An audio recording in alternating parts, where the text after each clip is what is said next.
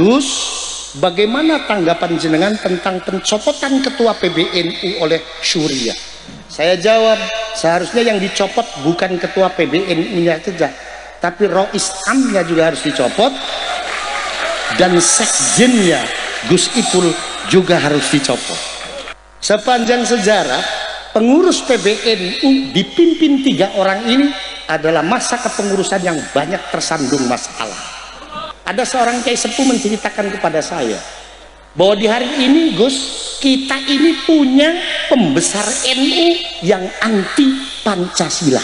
Kalau orang ini menilai Gus Yahya ini sikapnya tidak bersesuaian dengan akidah Ahlussunnah wal Jamaah karena mengundang ahli ilmu dari Yahudi, menurut saya orang ini jauh lebih parah daripada Gus Yahya. Dia bukan hanya tidak bersesuaian dengan akidah Ahlussunnah wal Jamaah, tetapi dia sudah mengingkari akidah Ahlussunnah wal Jamaah an-Nahdiyah. Jadi menurut saya bukan hanya Gus Yahya yang harus dicopot, Rois Amnya harus dicopot, sekjennya harus dicopot. Segera usulkan untuk mengadakan MLB, muktamar luar biasa. Kalau muktamar luar biasa ini tidak bisa terselenggara di hari ini, boleh kita tunggu sampai muktamar ke depan, tapi dengan catatan ketiga orang ini dimohon untuk tidak mencalonkan diri. Dan yang kedua, saya minta kepada seluruh jajaran pengurus NU di semua tingkatan se-Indonesia untuk tidak mencalonkan ketiga orang ini.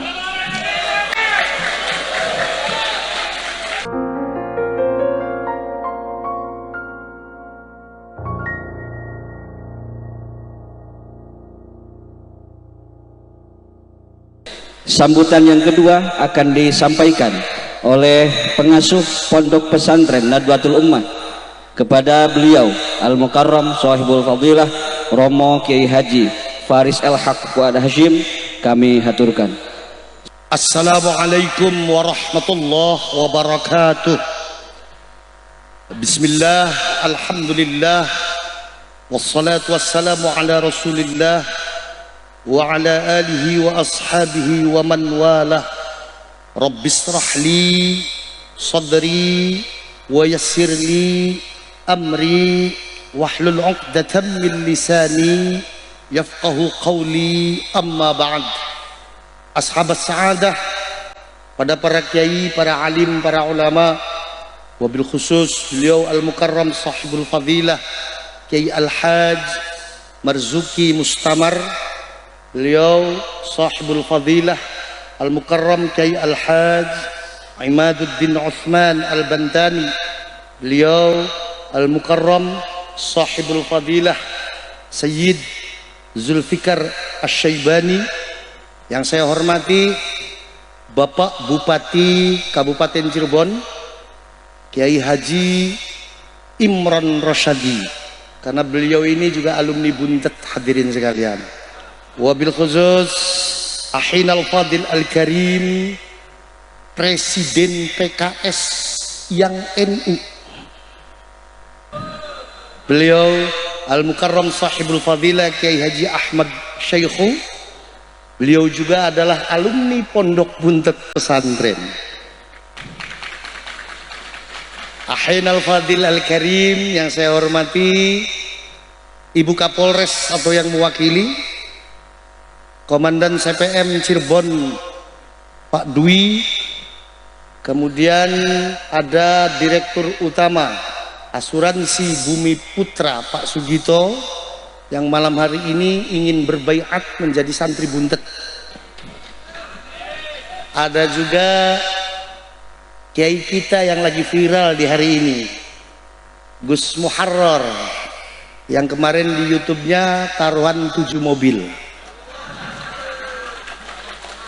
Tadi saya ngobrol sama beliau, saya bilang dalam rangka apa Kiai taruhan 7 mobil? Ingin pembuktian, biar tahu siapa yang benar, siapa yang salah. Intinya ingin mencari kemuliaan. Kalau ingin mencari kemuliaan dengan singkat, enggak usah taruhan, sedekahkan saja mobilnya ke saya, insya Allah itu akan lebih mulia. Hadirin sekalian, muslimin wal muslimat, nahdiyin nahdiyat, wali santri, tamu undangan yang dimuliakan oleh Allah Subhanahu wa taala. Syukur alhamdulillah malam hari ini berkat inayah rahmat dari Allah, kita semuanya bisa berkumpul kembali di sini di dalam rangka kita menyambungkan kembali alaqah batiniyah kita dengan para guru kita, khususnya adalah masyayikh muassis pondok buntut pesantren dan umumnya adalah masyayikh jam'iyah Nahdlatul Ulama.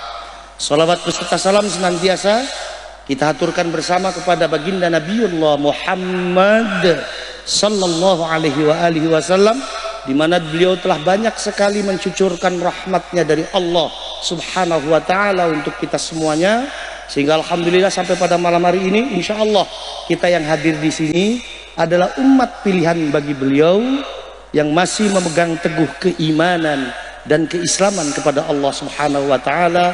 Amin ya rabbal alamin. Hadirin wal hadirat yang dimuliakan Allah, malam hari ini saya atas nama pengasuh pondok pesantren Nahdlatul Ummah, saya mengaturkan beribu terima kasih kepada para kiai khususnya, para pejabat khususnya, Polri, TNI yang sudah berkenan hadir di dalam acara khal almarhum almaghfurlah Simbah Kiai Fuad Hasyim, yang tujuan utamanya kita bersama-sama untuk bertabarruk kepada beliau, khususnya kepada masyayikh pondok buntut pesantren.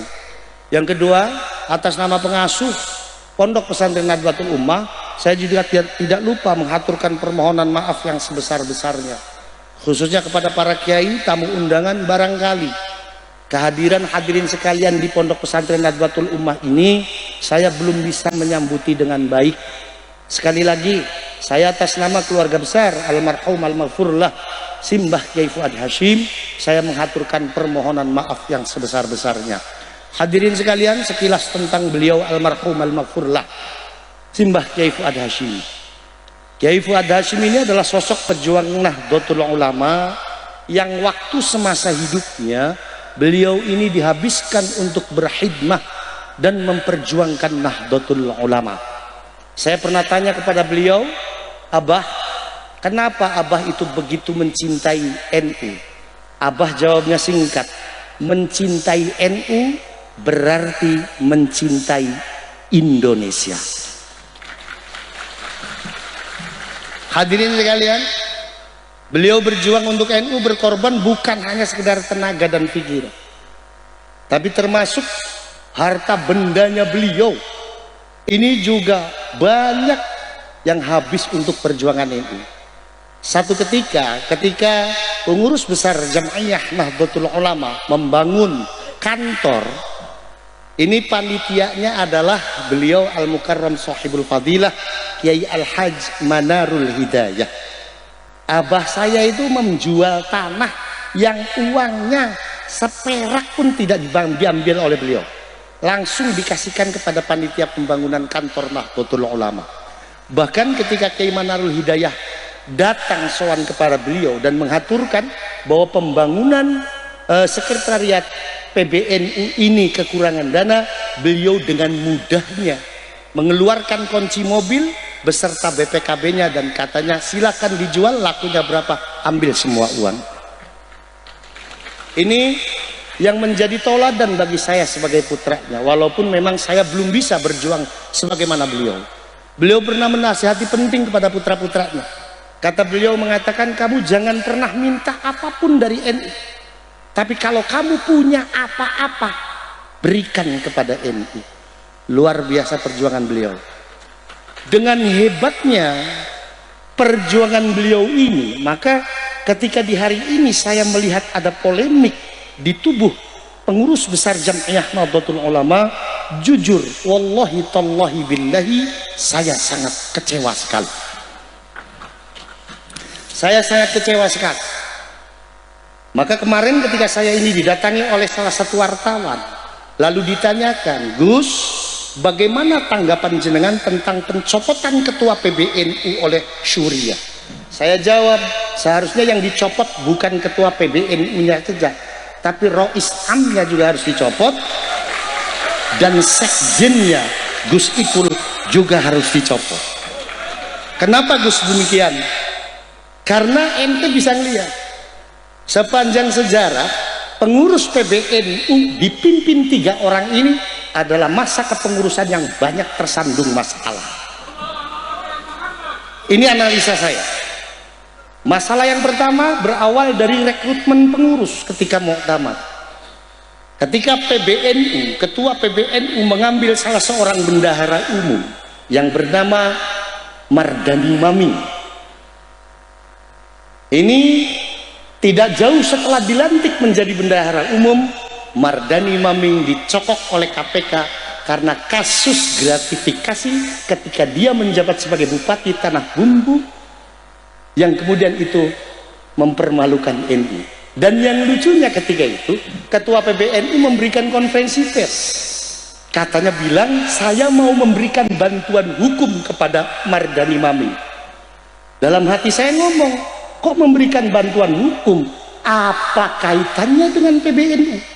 Mardani Maming ini ditangkap karena kasus gratifikasi tambang. Harusnya kalau ketua umum PBNU ini objektif, statementnya tidak seperti itu. Harusnya statementnya, Maming saya berhentikan dulu sebagai pengurus PBNU sampai kasus hukumnya selesai. Kita hormati penegakan hukum di negara ini, kita hormati supremasi hukum di negara ini. Itu yang pertama. Yang kedua adalah kasus tentang pengelolaan tambang. Hadirin sekalian perlu tahu bahwa konflik di tubuh PBNU di hari ini bukan tentang Yahudisme. Bukan. Itu hanya kamuflase saja. Hakikatnya konfliknya adalah tentang pengelolaan tambang. Di mana di PBNU ini terjadi banyak faksi. Mereka semuanya menginginkan pengelolaan tambang yang diberikan Presiden Jokowi kepada NU ini sesuai dengan keinginan mereka masing-masing. Yang pergerakan mereka ini kalau saya analisa, orientasinya adalah bukan untuk membesarkan NU, bukan untuk mensejahterakan NU, tapi pergerakan mereka tentang masalah pengelolaan tambang yang diberikan kepada NU, orientasinya adalah untuk kepentingan, keuntungan pribadi dan keuntungan kelompok faksi. Yang padahal hadirin sekalian, tahun 2012 Lembaga Bahsul Masail NU sudah memutuskan bahwa pengelolaan tambang hukumnya haram dilakukan oleh swasta. Tahun 2024 PBNU menerima hadiah dari Presiden Jokowi untuk mengelola tambang, dan itu diamini oleh Ketua PBNU, Sekjen PBNU, dan Rois Am PBNU. Lucu, NU yang membuat hukum, NU sendiri yang melanggarnya. Itu yang kedua. Yang ketiga, Pak Mahfud MD atau Profesor Dr. Mahfud MD, silakan bisa dicek di podcastnya. Beliau pernah bercerita begini, bahwa dulu di zaman kepemimpinan Mbah Kiai Hashim Muzadi almarhum al-maghfurlah, NU Kiai Hashim Muzadi, Muhammadiyah Pak Din Samsudin. Mbah Kiai Hashim Muzadi dengan Pak Din Samsudin ini dua-duanya datang ke Pak Mahfud MD meminta agar MK membubarkan segala jenis lembaga atau badan yang berkaitan dengan pengelolaan tambang. Kenapa? Karena itu gudangnya koruptor. Dan korupsi yang terjadi di lembaga dan badan yang mengelola pertambangan nilainya bukan hanya miliar hadirin sekalian, tapi itu sudah triliun. Sehingga MK mengadakan investigasi ke bawah, dan MA menemukan kebenaran. Akhirnya MK meluluskan keinginan dua tokoh ini, yang akhirnya lembaga dan badan yang berkaitan dengan pengelola pertambangan dibubarkan. Sehingga ketika itu BP Migas dibubarkan oleh MK. Ironisnya, di hari ini pengurus besar Nahdlatul Ulama berkonflik gara-gara pengelolaan tambang. Itu yang ketiga. Yang keempat hadirin sekalian, di hari ini, dan saya sempat kaget ketika saya sowan kepada beberapa kiai sepuh di Jawa Timur, ada seorang kiai sepuh menceritakan kepada saya bahwa di hari ini, Gus, kita ini punya pembesar NU yang anti Pancasila. Saya bilang, bagaimana kronologinya, Kiai? Kronologinya begini, saya nggak akan sebut nama siapa, biar sampean cari sendiri. Kronologinya begini, di tahun 1984 NU mengadakan muktamar di Situbondo. Keputusan krusial muktamar di Situbondo antara lain NU menerima Pancasila sebagai asas tunggal dalam kehidupan berbangsa dan bernegara. Yang seperti kita tahu bahwa NU menerima Pancasila sebagai asas tunggal karena Pancasila adalah wujud dari al-mu'ahadah al-wataniyah, atau yang bahasa lebih keren yang menyebutkan itu adalah konsensus kebangsaan. Dan konsensus kebangsaan ini pernah dicontohkan oleh baginda Rasulullah Sallallahu Alaihi Wasallam ketika beliau memimpin atau menjadi pemimpin negara dan bangsa. Rasulullah tidak pernah melabeli negaranya dengan negara Islam. Maka Rasulullah tidak pernah mengatakan hadza darul Islam, tidak pernah. Rasulullah malah mengatakan hadza darussalam. Itu wujud dan bukti bahwa Rasulullah itu pemimpin yang bijak. Rasulullah tidak pernah melabeli negaranya sebagai negara Islam. Ini dibuktikan lagi. Ada salah satu pembelajaran yang harus kita tangkap bersama, dan ini menjadi inspirasi bagi para kiai dan para ulama NU menerima Pancasila sebagai mu'ahadah wataniyah. Rasulullah itu tidak pernah menjadikan Al-Quran sebagai hukum negaranya. Rasulullah tidak pernah menjadikan hadisnya sebagai undang-undang negaranya. Rasulullah di dalam membangun keadilan di dalam kehidupan berbangsa dan bernegara, Rasulullah lebih memilih mu'ahadah wataniyah, kesepakatan hidup dalam satu naungan hukum dan negara yang dalam bahasa kerennya disebut dengan konsensus kebangsaan. Maka ketika Rasulullah menyangsi orang Nasrani, mohon maaf, yang kedapatan mencuri dan barang curiannya lebih dari 1 nisab dengan cara memotong tangannya, mohon maaf, ketika itu belum hukum Islam, masih hukumnya Alkitab. Ketika Rasulullah menyangsi orang Yahudi yang kedapatan melakukan zina ghairu muhsan dengan cara meranjamnya dan mengasingkannya 1 tahun, mohon maaf juga, ketika itu belum hukum Islam, masih hukumnya kitab Taurat. Walaupun pada akhirnya dua-duanya diwahyukan di dalam Al-Quran sebagai bukti bahwa Al-Quran adalah kitab pelengkap bagi kitab-kitab yang lainnya. Rasulullah tidak pernah menjadikan Al-Quran sebagai hukum negaranya. Rasulullah tidak pernah menjadikan hadisnya sebagai undang-undang negaranya. Rasulullah lebih memilih mu'ahadah wataniyah.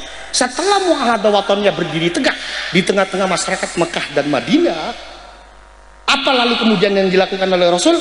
Rasul mengumandangkan bahasa nasionalisme kebangsaan.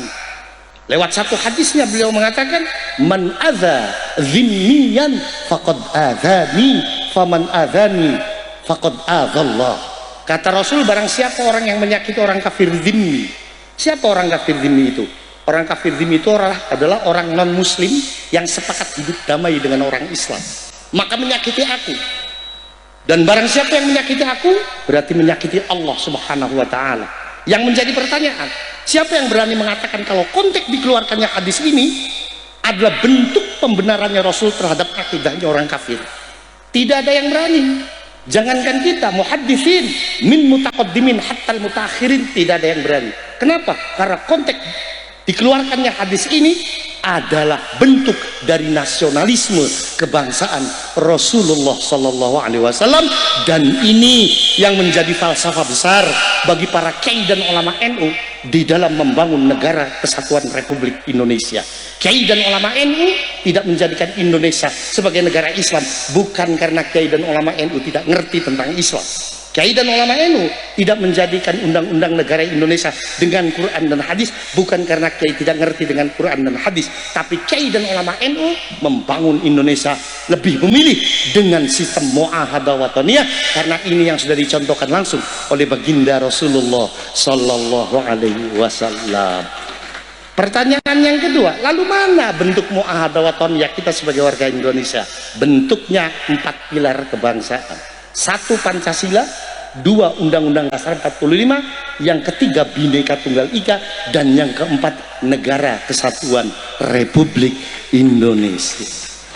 Maka Pancasila syar'i, Undang-Undang Dasar 45 syar'i, Bhinneka Tunggal Ika syar'i, Negara Kesatuan Republik Indonesia syar'i. Wajar muassis Nahdlatul Ulama Mbah Wahab Hasbullah mengatakan hubbul watan minal iman. Mbah Abbas Pondok Buntut Pesantren mengatakan hubbul Indonesia minal ibadah. Di hari ini yang jadi masalah, ada petinggi pengurus besar Nahdlatul Ulama yang anti dengan Pancasila. Kalau orang ini menilai Gus Yahya ini sikapnya tidak bersesuaian dengan akidah Ahlussunnah wal Jamaah karena mengundang ahli ilmu dari Yahudi, menurut saya orang ini jauh lebih parah daripada Gus Yahya.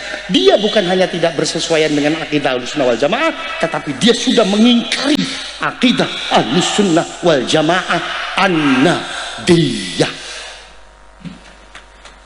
Jadi menurut saya bukan hanya Gus Yahya yang harus dicopot, Rois Amnya harus dicopot, sekjennya harus dicopot.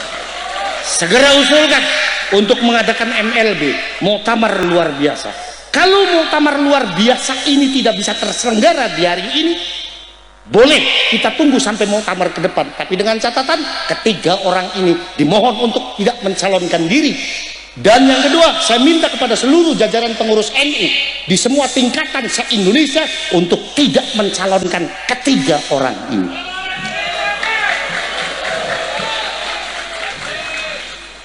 Begitu hadirin sekalian. Tadi saya ngobrol dengan Kiai Imaduddin Utsman, dan semua konflik yang ada ini ternyata ada satu hikmah penting yang bisa kita ambil. Apa? Ternyata Allah Subhanahu wa Ta'ala masih sangat menyayangi Nahdlatul Ulama. Hikmah terpenting dari semua konflik yang ada sekarang ini, kita bisa menyimpulkan ternyata Allah masih sayang kepada orang NU. Apa? Ternyata siapapun yang akan merusak NU, siapapun yang akan menghancurkan NU, di hari ini aib dan kebobrokannya terungkap di mata publik. Ini bukan skenario kita, ini bukan skenario kita, ini skenario Allah Subhanahu wa Ta'ala. Itu kalau saya boleh berpendapat atas nama pengasuh pondok pesantren Nahdlatul Ummah. NU adalah sebuah organisasi yang mengemban amanah perjuangan dari Wali Songo, diantaranya adalah pesantren. Karena pesantren ini didirikan pertama kali di Indonesia, pelopornya adalah para Wali Songo.